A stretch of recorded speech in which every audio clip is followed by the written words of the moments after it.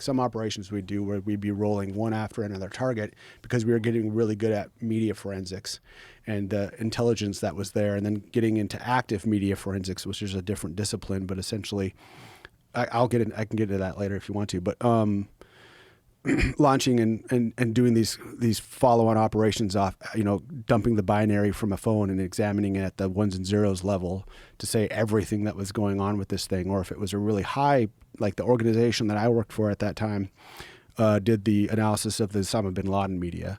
And, on that media, we're doing far more than we would for another piece of media, and that we're x-raying it, and we're looking at maybe what the disk looked like before, or what was destroyed, or reconstructing things, spending millions of dollars on that intelligence analysis because we wanted to fully understand everything that this guy was involved in and what he was doing and where he was and who he was talking to.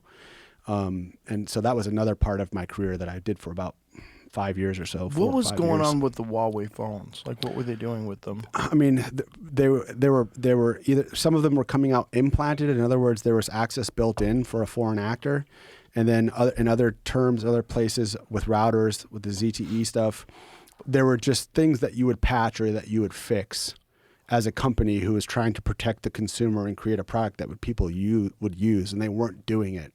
So they were creating persistent backdoors, either by actively placing code on there that would allow, root access, or they were leaving things open, especially in Africa. Like the work that when I was working in Africa, the Chinese were just owning Africa. They were just giving them communications infrastructure.